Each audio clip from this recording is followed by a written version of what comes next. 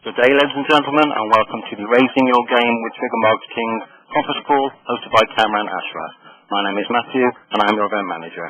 During the presentation, your lines remain on listen only. If you require assistance at any time, please key *0 on your telephone, and a coordinator will be happy to assist you. I would like to advise you that if you wish to ask a question at any time on the WebEx, you may do. You do this by clicking on the Q&A tab in the top right-hand corner of your screen, indicated by a question mark sign.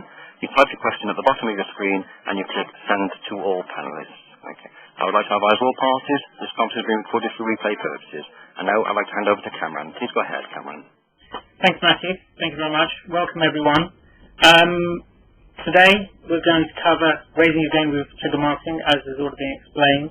I'm Kamran Ashraf. I head up the Analytics and Information Services team in Visa Consulting. I've been in the payment industry for 16 years, working in finance, marketing, consulting, and now analytics. I've worked on data and analytics frequently, so I've been looking at things like advertising effectiveness, activity-based costing, and more recently, business intelligence change programs and developing new analytics propositions. And on the basis of the last 2 or 3 years' experience is why we're talking about the thing we're talking about today. So, in the webinar, what we're going to try and cover off is, at the first point, is to go a bit more high level and explain a bit about why triggers are starting to be talked about. And really that all comes down to the challenges people have with segmentation schemes and how they find it difficult to apply segmentation appropriately. So we'll move on quickly into the benefits of trigger marketing. And if it's so good, why is it that we're not seeing it in every organisation? And so we're going to talk about why is it underutilised. After that, I'll try and bring it to life with some real examples, case studies that we've worked on previously in marketing and risk. And then finishing with, okay, that might have been some really good content, but what are the things we need to understand when we're trying to motivate people to do this in our own organisations? And so really, the whole sense of what you're going to get today should be relevant for 2 types of audiences. Should be relevant for those people who've already got trigger marketing campaigns and want to hear whether what they're doing is best practice, or they haven't got a trigger marketing campaign, they are struggling with segmentation, and they want to understand how to articulate the benefits internally to get things moving. So without further ado, working on the first agenda point, the challenges of segmentation. Essentially, as an industry, whether that be banking or retailing or any other industry, segmentations are not delivering the benefits that people expect. And yet in every MBA, in every book, segmentation is the foundation stone, the principle of marketing. And the principle being, define a segment, create an offer, and communicate the offer to the segment. And so it's a classic cliche of right customer, right offer, right time. And we've seen it be successful, i.e. segmentations be successful, when they focus on a single objective, instead of being used for many objectives. So for example, a segmentation to look at how many people are activating their card is a very different segmentation than those you're trying to look to get upgrades for. Again, for those people you're trying to do cross-selling for, that needs a separate segmentation compared to those who you want to increase usage. However, we're finding people using one segmentation or an inappropriate segmentation to do many things. The second issue people have is that the segmentations are not refreshed regularly enough, so they're very much out of date, and people are not seeing how people move over time. And as I'm sure we all experience, when you get your first job, you change from being a student to someone who earns money, who has purchasing power. Over time, you may get married, be in a partnership, buy a house, take on responsibilities. All these things change over time. And a very static segmentation is not appropriate to help design communications for these type of people.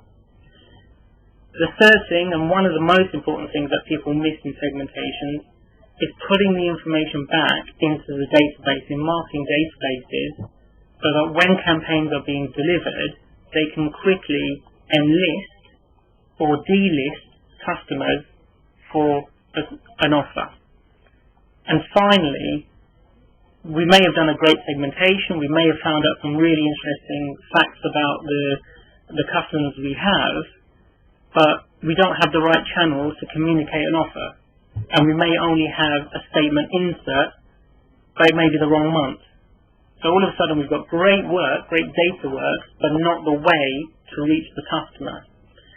So I want to start on the positive about how segmentations can work. And so here's an example of work that we've done. And so you can see in the matrix, there's quite a few clusters on one side, so cluster just being another name for segment. So we've got 6 segments, but then we have the real detail to what type of way these people are using their cards when they're spending. Is it in retail fashion? Is it for medical issues? Is it for supermarkets? Is it for telephone, like mobile phone bills? Only when you get to those levels can you start saying you understand the behaviour of people. Not if it was stopping at the cluster level and saying, well, someone is a high spender or a medium spender. That doesn't give you the detail. But then if you take the medium spender segment, it's then easier to come up with an offer. So it's a medium spender, maybe they're spending €50 a month. We want to move them to be a high spender. Fine, let's make them do €60 a month. And many retailers across Europe are doing this technique of saying, come and shop and do €70 and you'll get €10 back. So it's a very understood, easily communicated idea, but it gives people the understanding of what they need to achieve. A second example is moving us toward looking at more high level, a 2x2 matrix. So we've divided people into loyal customers, frequent customers, occasional and secondary. But you can see that's been built up of having a real detail of a 4x4 matrix, so 16 segments. And the interesting thing here is, yes, this piece of analysis is good, and we suddenly find out in the lower segment, which is the blue, comprising of 33% of the customers, they may be generating something like 75% of all the spend, as opposed to another segment, which is 40%, which is a secondary segment, that may be only driving 15%. But all we found out, if you look at the information, is something about the performance of those people, nothing about the behaviour or what they do. So that means we need to go to the next level. And the next level would mean going down to categories of spend, going down to where they spend, is it domestically, is it locally, is it internationally, and do they do online transactions? So if you look at it, we've blown up the lower segment and the secondary segment to kind of show the top merchant categories, the top countries that they're spending in, and so on. So as a quick example, the real benefit for going to this level is you can say, actually, across the board, we know hotel is really important no matter what segment you're in, which is the 16% in the first column on the loyal, and it's 10% for the secondary.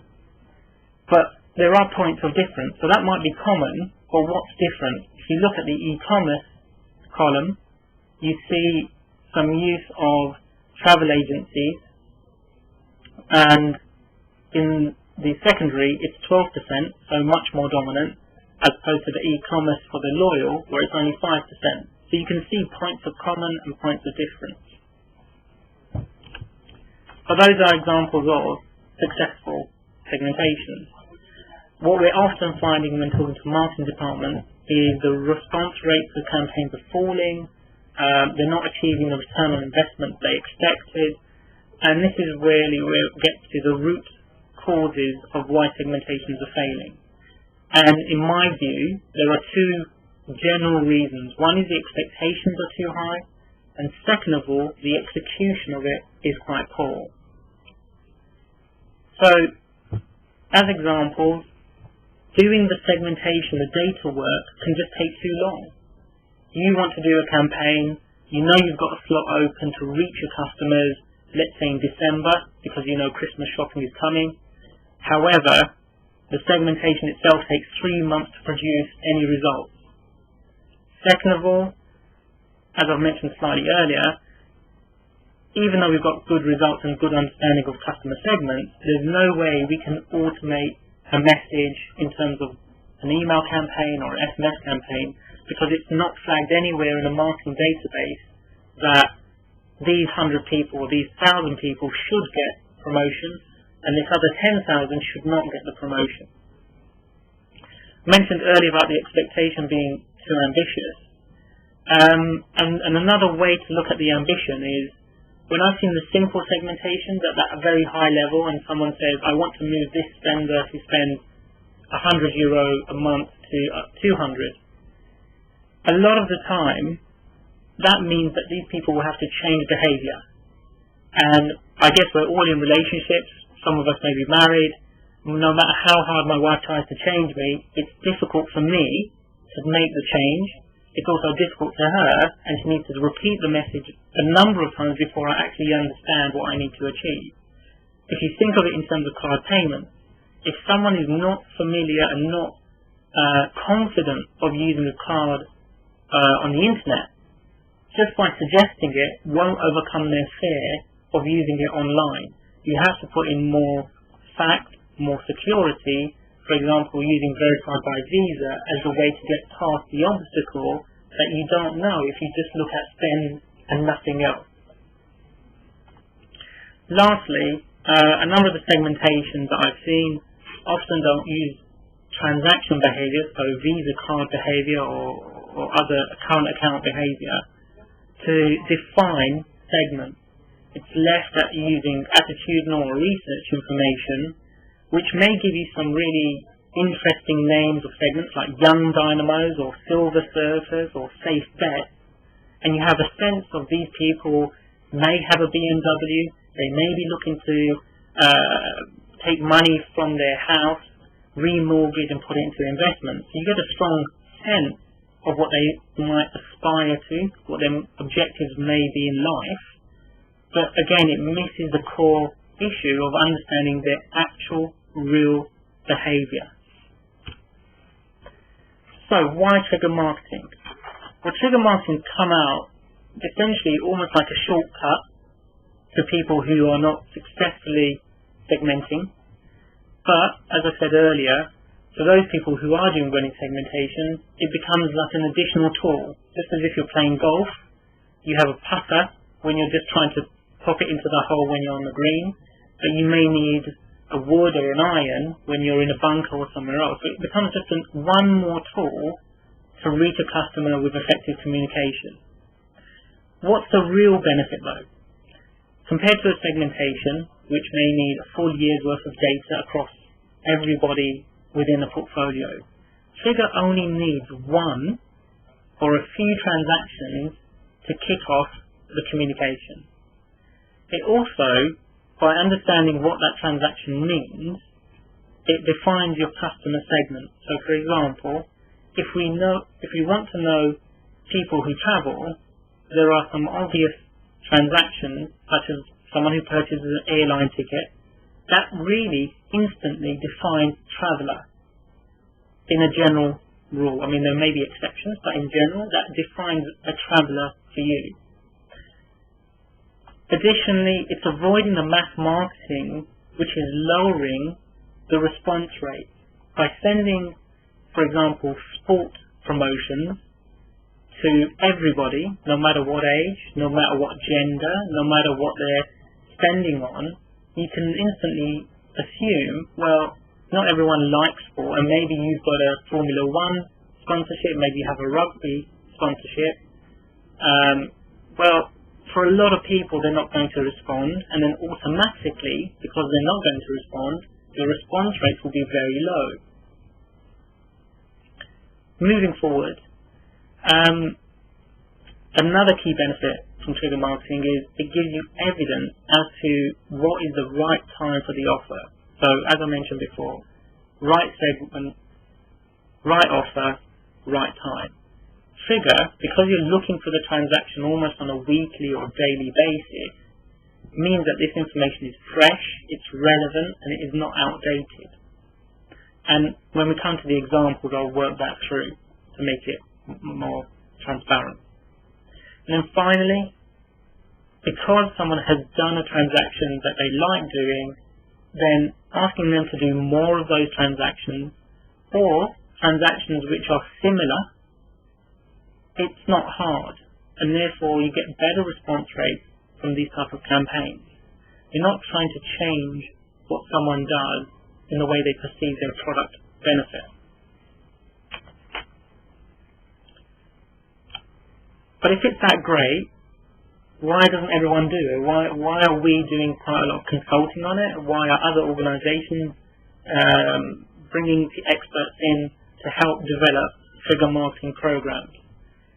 The first issue you've got is the person who really wants trigger marketing is the person who owns the P&L or the revenues from a marketing campaign, and normally that's not the marketing team or the marketing communications team or the customer contact team.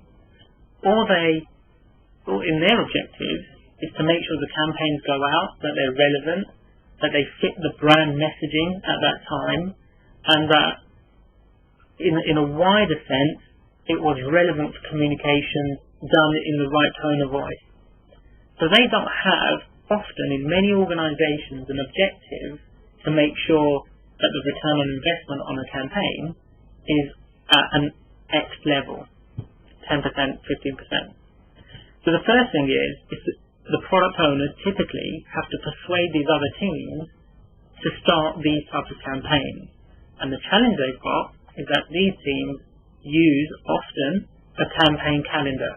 So most organisations have a summer campaign, a winter campaign, and if you go to retailers, they'll have a bank holiday campaign, they'll have a Mother's Day campaign, especially these companies that are doing online where you can create your own card. They have to go to the level of, on this Mother's Day or Valentine's Day situation, we need a campaign.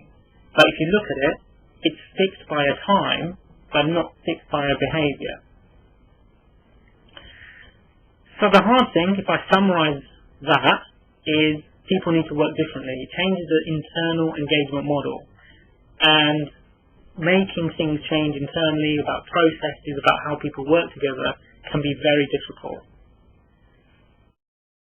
An additional point is the knowledge of how to implement a successful trigger campaign is really not widely known. There are a few, in my experience, a few banks in selected countries that use this technique, not just across cards, but across current accounts, savings, loans, and insurance. And then next week I may meet another bank who've been to conferences about it, but they're really struggling with implementation, even on cards, let alone anything else within the banking products that they have. Part of the issue is that when people talk about data, especially in card payments, they're really using transaction behavior to build a scorecard, whether that's a usage scorecard, a value or loyalty scorecard, or a risk scorecard. So that is using data intelligently. It's fundamental to how you manage risk, for example.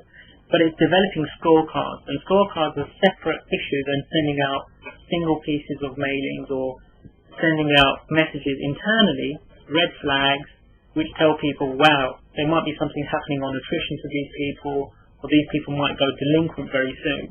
So it's a different way of using data. Two dependencies have come about whenever I've tried to do this with banks. The first dependency is no matter how good your data is, and some people have not got very good data, but if you have good data, what's the first issue?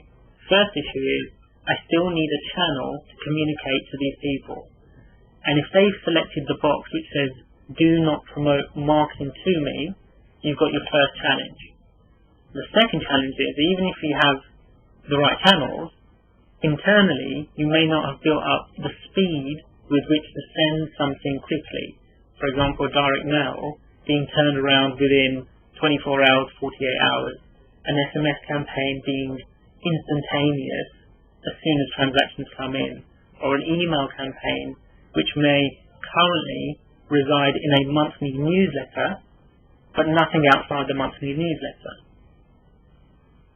Unsurprisingly, because this is an analytics webinar, I'm going to talk about why people struggle with the data and analytics capabilities that they need to get this right.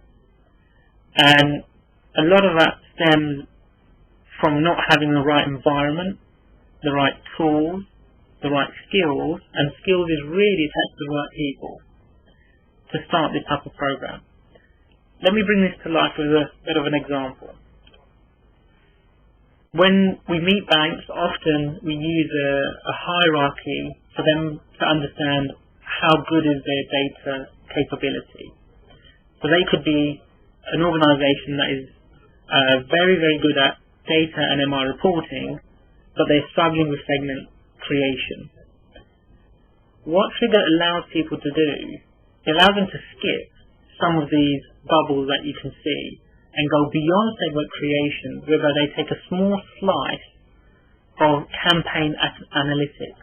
So they're not mastering the whole sphere of campaign analytics, but they're moving into it, and all of a sudden they're reaching higher into predictive analytics, which is where people make best margin and the most relevant communications go back to customers.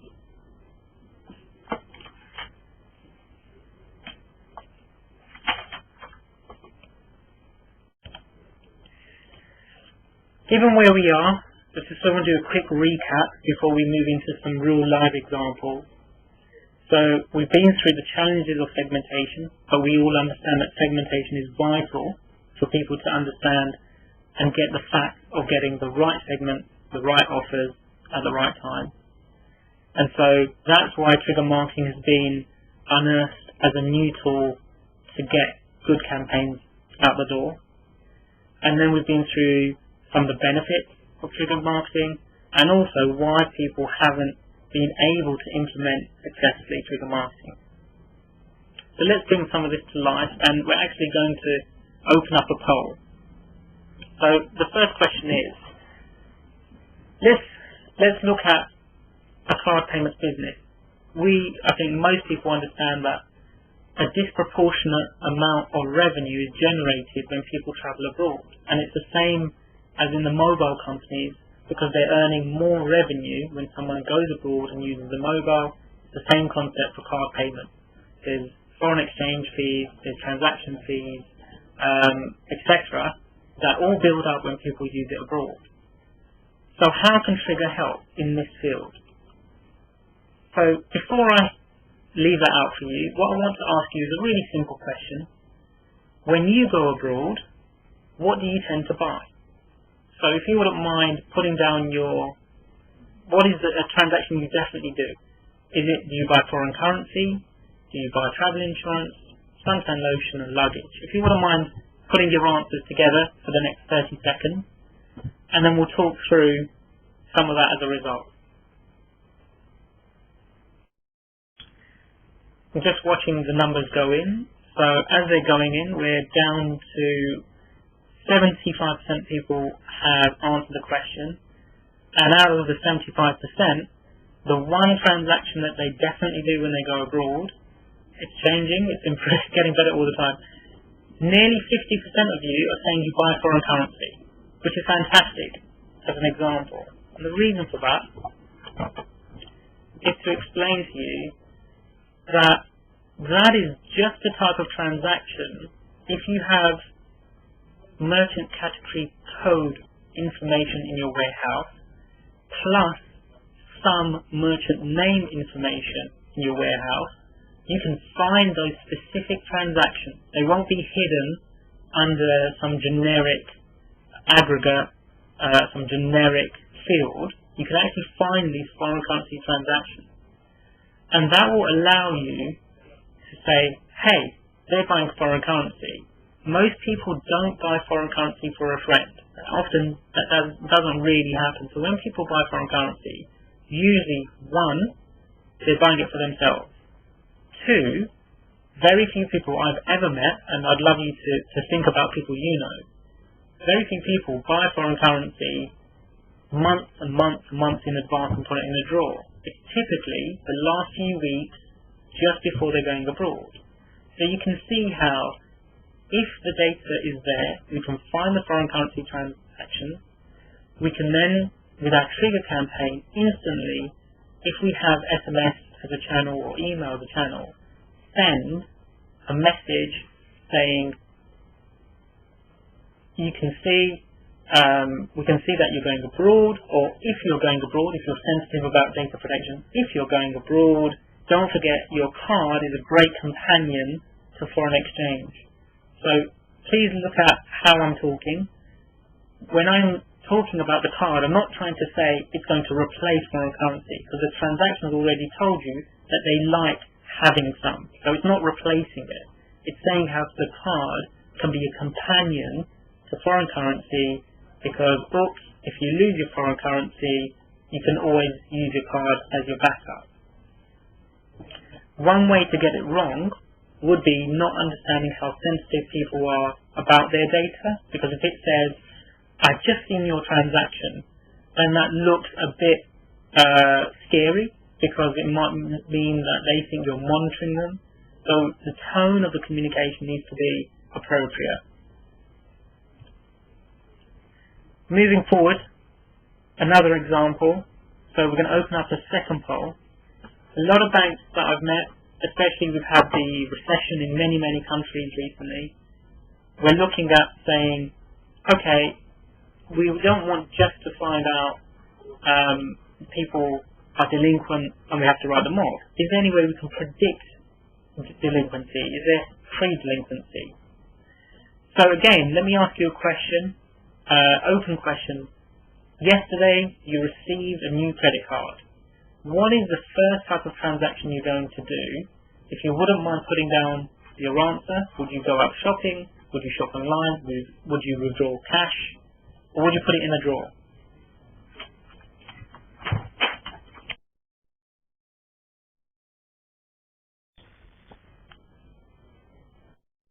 So the answers are coming in thick and fast. I'll just take it as we've got it from now. Again, another about 75% of you have already answered. Most people enjoy the good life. They like to go out shopping, which is great. And that's about 50%. It's over 50% now. A quarter go shopping online.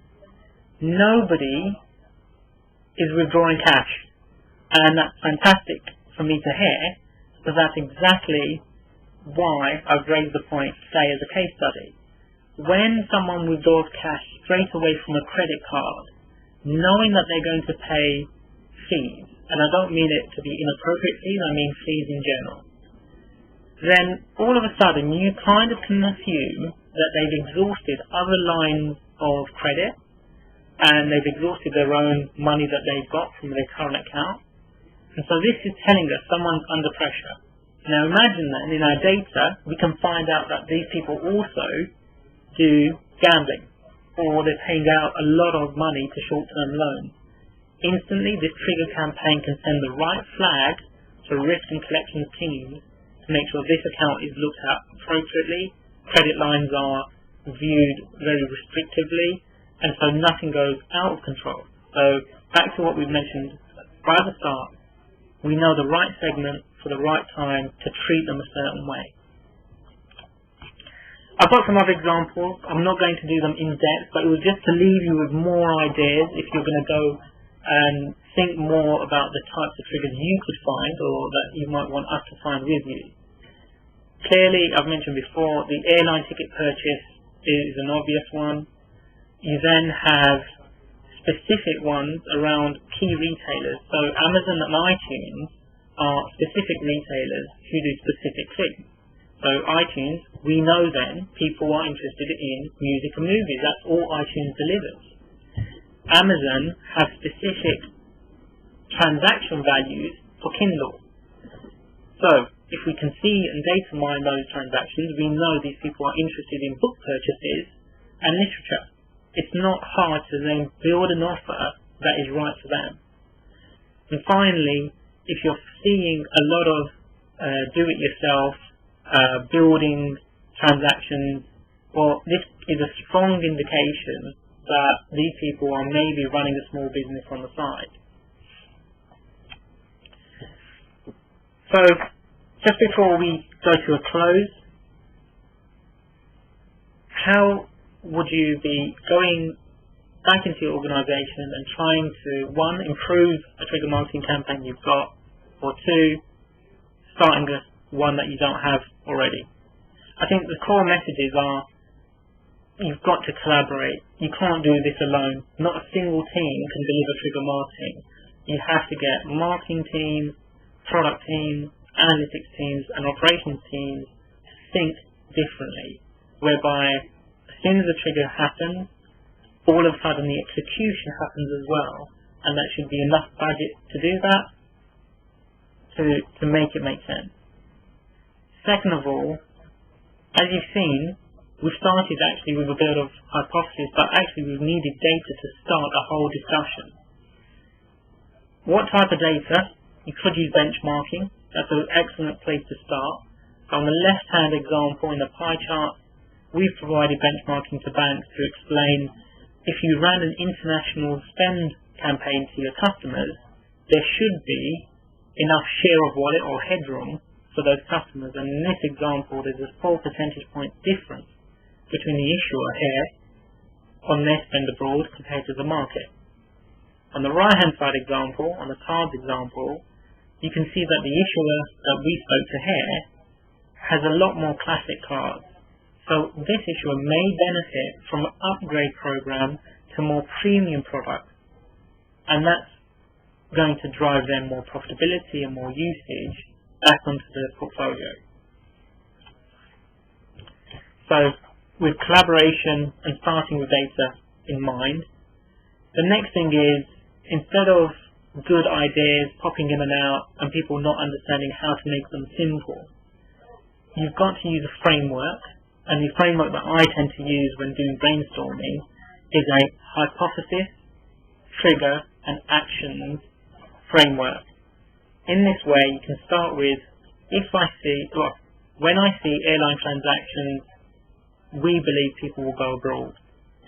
Fine. The event trigger is find airline transactions in the data, and the action is send them, not a direct mail because it will take too long because we don't have the right operations and infrastructure, but send them instead an SMS, because more and more people these days got iPhones, more and more people actually put their airline ticket on an iPhone, especially when airline. So let's make the customer journey relevant, and by doing it on a phone. So after simplifying the concept, it's then laying out the analytics. And unsurprisingly, as I've mentioned, I'm the head of analytics, and so I'm going to emphasize these points. First thing is, you may have 10 hypotheses. Someone needs to go back to the data and size which one of these hypotheses is being done the most, which will get the most benefit back to your organization. There's no point in starting on the hypothesis that everyone finds interesting and sexy, but actually hardly any customers do it. Moving forward then, a key, it's like an orphan within analytics, is people are really not spending the time to do good test and learn tracking of campaigns. The pressure always seems to be, we've done the campaign, don't worry about it, let's move to the next campaign. For something like Trigger, especially if it's new to your organization, senior people will not reinvest in Trigger campaigns if they don't know how much it earned and how much better it is than general mass marketing. And therefore, you may have a great success in starting Trigger, but you're going to kill it just as fast by not putting together the right tracking, especially with a test and learn methodology.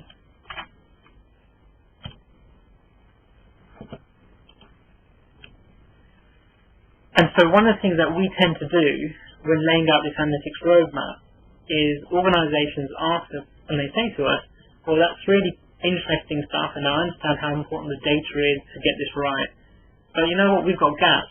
We've got gaps in the way we collect data, we've got gaps in terms of we don't have the people, and so on, which means that we're always going to struggle doing trigger campaigns. And so what we tend to do is we tend to use a data diagnostic across 4 key pillars: infrastructure, operations, MI, and analysis. For us to then give people a roadmap of, look, you can do trigger, but you've got to do these 2 or 3 things in each of these pillars to then get the analytics in the right shape to do these campaigns regularly in an automated fashion. And I've just left 4 simple examples in each pillar. So not having customer level aggregations can be an issue when you're doing segmentation. Not having a good data warehouse design can kill trying to do transaction level work. So just finishing off, looking to summarize the types of things I've been mentioning. Segmentations are required in any business, but they require focus, and the classic issue is focusing them on a single objective. Trigger becomes an additional technique, it becomes a supplemental technique to achieve the same thing segmentations are meant to achieve, which is right offer, the right customer, at the right time. Successful trigger campaigns will mean collaboration with different teams. It will mean data insights and maybe a diagnostic to figure out what is required. But crucially, we will need test and learn campaign tracking to make sure we know how successful these campaigns are. For those of you who may have heard a lot of this, who may be quite advanced in this, and this might have given you a good comfort that you are still in best practice, there's just a small takeaway for you. Where is this going? Where is Trigger going for future? A lot of people are looking at mobile devices, particularly, to send even more relevant and timely offers, particularly around location. So if you know somebody is in a particular city, and you as a banking organisation have partners and affiliates, which might be a Hilton, a Marriott, might be car hire firm, and so on. By knowing where these people are makes the communication even better and even more relevant. In terms of sending offers, not on mobile, but let's say because people have been surfing the web, let's pretend someone's been looking at your bank website and they've gone to their account, they've looked at how many transactions they've done, they've looked at their most recent statement, they've looked at how much savings they've got and how much interest has been accrued. But maybe they spent, after doing that, a good hour looking at your loans and the loans and the different type of loans, short-term loans, long-term loans. Trigger is now being used to look at the impressions and how long people stay on websites to send out proactive communication. So let's get it right in our heads. People haven't bought anything from your website. They've just been surfing. But because you've got the customer contact, because they subscribe to online banking, you've got the best way to reach back to them and say, we noticed that you were looking at loans. Would you like to speak to a personal advisor in branch? And that's an excellent way to close the sale instead of them having spent time on the website and maybe they didn't find the right answer, and that provokes them to look at a competitor.